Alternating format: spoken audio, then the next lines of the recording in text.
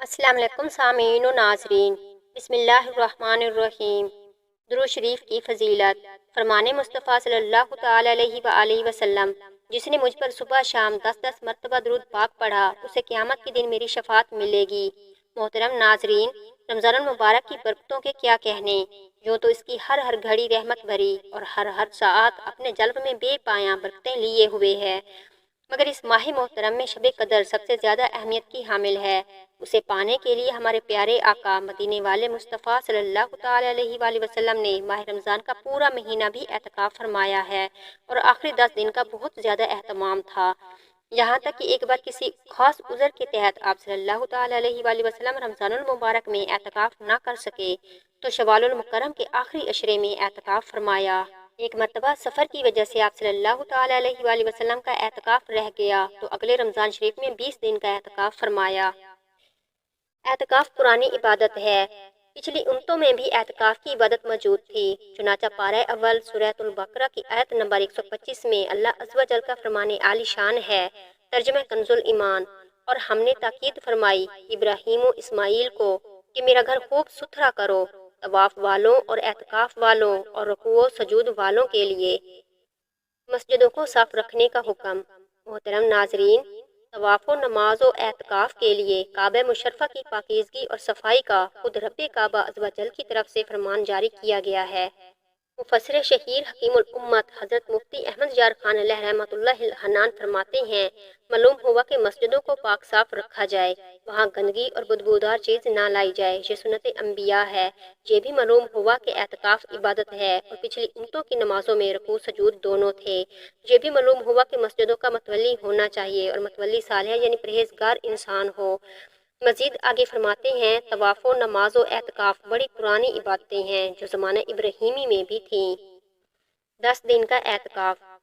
ام المومنین حضرت عائشہ صدیقہ رضی اللہ تعالیٰ عنہا روایت فرماتی ہیں کہ رسول اکرم صلی اللہ تعالی علیہ وآلہ وسلم رمضان المبارک کے آخری عشرہ یعنی آخری 10 دن کا اعتکاف فرمایا کرتے تھے، یہاں تک کہ اللہ عز و جل نے آپ صلی اللہ تعالی علیہ وآلہ وسلم کو وفات ظاہری عطا فرمائی۔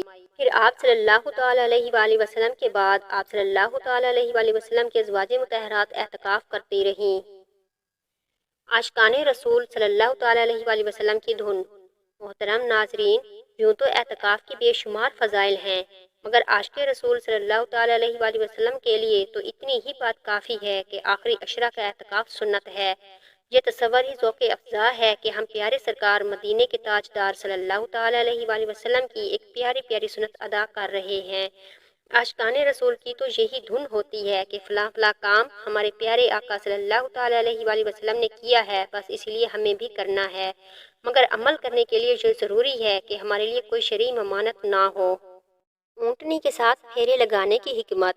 حضرت سیدنا عبداللہ ابن عمر رضی اللہ تعالیٰ عنہ بہت زیادہ متبع سنت تھے، اور ادائے مصطفیٰ کو ادا کرنے کا جذبہ آپ رضی اللہ تعالیٰ عنہ کے اندر کوٹ کوٹ کر بھرا ہوا تھا۔ چنانچہ ایک مقام پر آپ رضی اللہ تعالیٰ عنہ نے اپنی اونٹنی کو گھمایا، پوچھنے پر ارشاد فرمایا، مجھے اس کے بارے میں معلوم نہیں، صرف اتنا یاد ہے کہ میں نے رسول اکرم صلی اللہ تعالی علیہ وآلہ وسلم کو اس مقام پر ایسا کرتے دیکھا تھا، لہٰذا میں نے بھی ایسا ہی کیا۔ معتکف کا مقصود اصلی انتظار نماز با جماعت۔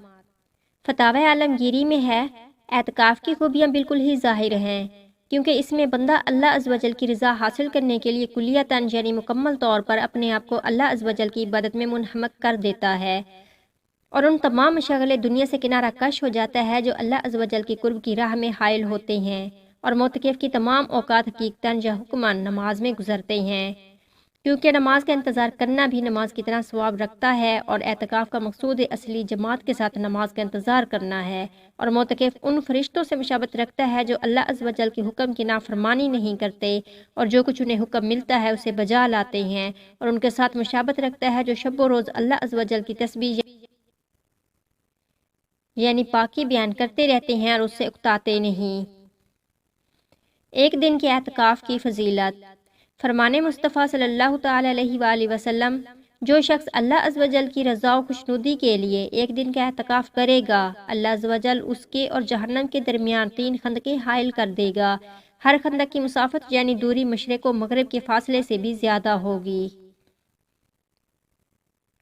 سابقہ گناہوں کی بخشش۔ उम्मुल मोमिनीन हज़रत आयशा सदीक़ा रज़ी अल्लाह ताला अन्हा से रिवायत है कि नबी करीम सल्लल्लाहु ताला अलैहि वसल्लम का फरमान खुशबूदार है। तर्जमा, जिस शख्स ने ईमान के साथ और सवाब हासिल करने की नियत से एतकाफ़ किया उसके पिछले गुनाह बख्श दिए जाएंगे। आका सल्लल्लाहु ताला अलैहि वसल्लम की जाए एतकाफ़। हज़रत सैयदना नाफ़ी रज़ी अल्लाह ताला अन्हा कहते हैं कि हज़रत सैयदना अब्दुल्ला इब्ने उमर रज़ी अल्लाह ताला अन्हा फरमाते हैं, मदीने के सुल्तान रहमत आलमियान सरवरे ज़ीशान सल्लल्लाहु ताला अलैहि वसल्लम माह रमज़ान के आखिरी अशरे का एतकाफ़ फरमाया करते थे। हज़रत सैयदना नाफ़ी रज़ी अल्लाह ताला अन्हा फरमाते हैं कि हज़रत सैयदना अब्दुल्ला इब्ने उमर रज़ी अल्लाह ताला अन्हुमा ने मुझे मस्जिद में वो जगह दिखाई जहाँ सरकार मदीना सल्लल्लाहु ताला अलैहि वसल्लम एतकाफ़ फरमाते थे। मोहतरम नाजरीन, मस्जिद नबवी शरीफ में जिस जगह हमारे प्यारे आका मक्की मदनी मुस्तफ़ा सल्लल्लाहु ताला अलैहि वसल्लम एतकाफ़ के लिए सरीर यानी तख्त बिछाते थे, वहाँ बतौर यादगार एक मुबारक सतून बनामे उस्तवानातुस सरीर आज भी कायम है। खुशनसीब आशिकान रसूल उसकी ज़ियारत करते और हुसूल बरकत के लिए वहाँ नवाफिल अदा करते हैं। सारे महीने का एतकाफ़। हज़रत सैयदना अबू सईद खुदरी रज़ी अल्लाह ताला अन्हा से रिवायत है, एक मरतबा सुल्तान दो जहान शहनशाह कौनो मकान रहमत आलमियान सल्लल्लाहु ताला अलैहि वसल्लम ने यकम रमज़ान से 20 रमज़ान तक एतकाफ़ करने के बाद इरशाद फरमाया, मैंने शब कदर की तलाश के लिए रमज़ान के पहले अशरे का एतकाफ़ किया, फिर दरमियानी अशरे का एतकाफ़ किया, फिर मुझे बताया गया कि शब कदर आखिरी अशरे में है, लिहाजा तुम में से जो शख्स मेरे साथ एतकाफ़ करना चाहे वो कर ले। तुर्की खैमे में एतकाफ़। हज़रत सैयदना अबू सईद खुदरी रज़ी अल्लाह ताला अन्हा फरमाते हैं, सरकार मदीना सल्लल्लाहु ताला अलैहि वसल्लम ने एक तुर्की खैमे के अंदर रमज़ानुल मुबारक के पहले अशरे का एतकाफ़ फरमाया, फिर दरमियानी अशरे का, फिर सरे अक़दस बाहर निकाला और फरमाया, मैंने पहले अशरे का एतकाफ़ शब कदर तलाश करने के लिए किया, फिर इस मकसद के तहत दूसरे अशरे का एतकाफ़ भी किया, फिर मुझे अल्लाह ताला की तरफ से ये खबर दी गई कि शब कदर आखिरी अशरे में है, लिहाजा जो शख्स मेरे साथ एतकाफ़ करना चाहे वो आखिरी अशरे का एतकाफ़ करे, इसलिए कि मुझे पहले शब कदर दिखा दी गई थी, फिर भुला दी गई, और अब मैंने ये देखा कि शब कदर की सुबह को गीली मिट्टी में सजदा कर रहा हूँ, लिहाजा अब तुम शब कदर को आखिरी अशरे की ताक रातों में तलाश करो। हज़रत सैयदना अबू सईद खुदरी रज़ी अल्लाह ताला अन्हा फरमाते हैं कि उस शब बारिश हुई और मस्जिद शरीफ की छत मुबारक टिपकने लगी। चुनाचा 21 रमज़ान मुबारक की सुबह को मेरी आंखों ने प्यारे आका मक्की मदनी मुस्तफ़ा सल्लल्लाहु ताला अलैहि वसल्लम को इस हालत में देखा कि आप सल्लल्लाहु ताला अलैहि वसल्लम की मुबारक पेशानी पर गीली मिट्टी का निशान आली शान था। एतकाफ़ का मकसद अज़ीम। मोहतरम नाजरीन, हमें ज़िंदगी में एक बार तो इस अदाए मुस्तफ़ा सल्लल्लाहु ताला अलैहि वसल्लम को अदा करते हुए पूरे माह रमज़ानुल मुबारक एतकाफ़ कर ही लेना चाहिए। रमज़ानुल मुबारक में एतकाफ़ करने का सबसे बड़ा मकसद शब कदर की तलाश है, और राजिह यानी गालिब यही है कि शब कदर रमज़ानुल मुबारक के आखिरी 10 दिनों की ताक रातों में होती है। इस हदीस मुबारक से ये भी मालूम हुआ कि उस बार शब कदर 21वीं शब थी, मगर ये फरमाना कि आखिरी अशरे की ताक रातों में इसको तलाश करो, इस बात को ज़ाहिर करता है कि शब कदर बदलती रहती है, यानी कभी 21वीं, कभी 23वीं, कभी 25वीं, कभी 27वीं तो कभी 29वीं शब। मुसलमानों को शब कदर की सआदत हासिल करने के लिए आखिरी अशरे के एतकाफ़ की तरगीब दिलाई गई है, क्योंकि मोतकिफ़ 10 दिन मस्जिद ही में गुजारता है और इन 10 दिनों में कोई सी एक रात शब कदर होती है, और यूं वो शब कदर मस्जिद में गुजारने में कामयाब हो जाता है। एक और नुक्ता इस हदीस पाक से ये भी मालूम हुआ कि रसूल पाक साहिब-ए-लौलाक सल्लल्लाहु ताला अलैहि वसल्लम ने खाक पर सजदा अदा फरमाया, जभी तो खाक के खुश नसीब ज़रात सरवर कायनात शहनशाह मौजूदात सल्लल्लाहु ताला अलैहि वसल्लम की नूरानी पेशानी से चिमट गए थे। ज़मीन पर बिल्ला हायल सजदा करना मुस्तहिब है। फुक़हा कराम रहमुल्लाह इस्लाम फरमाते हैं, ज़मीन पर बिल्ला हायल यानी मुसल्ला या कपड़ा वगैरह ना हो, यूं सजदा करना अफजल है। 2 हज और 2 उम्रों का सवाब। 2 फरामीन मुस्तफ़ा सल्लल्लाहु ताला अलैहि वसल्लम। नंबर 1, जिसने रमज़ान मुबारक में 10 दिन का एतकाफ़ कर लिया वो ऐसा है जैसे 2 हज और 2 उम्रे किए। नंबर 2, एतकाफ़ करने वाला गुनाहों से बच्चा रहता है और इसके लिए तमाम नेकियां लिखी जाती हैं जैसे उनके करने वाले के लिए होती हैं। बगैर किए नेकियों का सवाब।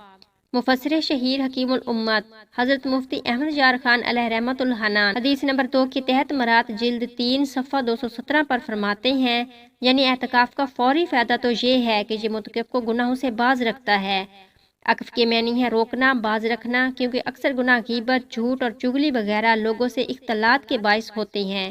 معتکف گوشہ نشین ہے اور جو اس سے ملنے آتا ہے وہ بھی مسجد و اعتکاف کا لحاظ رکھتے ہوئے بری باتیں نہ کرتا ہے نہ کراتا ہے، یعنی معتکف اعتکاف کی وجہ سے جن نیکیوں سے محروم ہو گیا جیسے زیارات قبور، مسلمانوں سے ملاقات، بیمار کی مساج پرسی، نماز جنازہ میں حاضری سے، ان سب نیکیوں کا ثواب اسے اسی طرح ملتا ہے جیسے یہ کام کرنے والوں کو ثواب ملتا ہے۔ روزانہ حج کا ثواب۔ حضرت سیدنا حسن بصری رضی اللہ تعالیٰ عنہ سے منقول ہے معتکف کو ہر روز ایک حج کا ثواب ملتا ہے۔ اعتکاف کی تعریف۔ مسجد میں اللہ عز و جل کی رضا کے لیے بنیت اعتکاف ٹھہرنا اعتکاف ہے۔ اس کے لیے مسلمان کا عاقل ہونا اور جنابت اور حیض و نفاس سے پاک ہونا شرط ہے۔ بلوغ شرط نہیں، نابالغ بھی جو تمیز رکھتا ہے اگر بنیت اعتکاف مسجد میں ٹھہرے تو اس کا اعتکاف صحیح ہے۔ اعتکاف کے لغوی معنی۔ اعتکاف کے لغوی معنی ہیں ایک جگہ جمع رہنا۔ مطلب یہ کہ معتکف اللہ رب العزت عز و جل کی بارگاہ عظمت میں اس کی عبادت پر کمر بستہ ہو کر ایک جگہ جم کر بیٹھا رہتا ہے۔ اس کی یہی کوشش ہوتی ہے کہ کسی طرح اس کا پروردگار عز و جل اس سے راضی ہو جائے۔ اعتکاف کی قسمیں۔ اعتکاف کی 3 قسمیں ہیں: اعتکاف واجب، اعتکاف سنت اور اعتکاف نفل۔ نمبر 1، اعتکاف واجب۔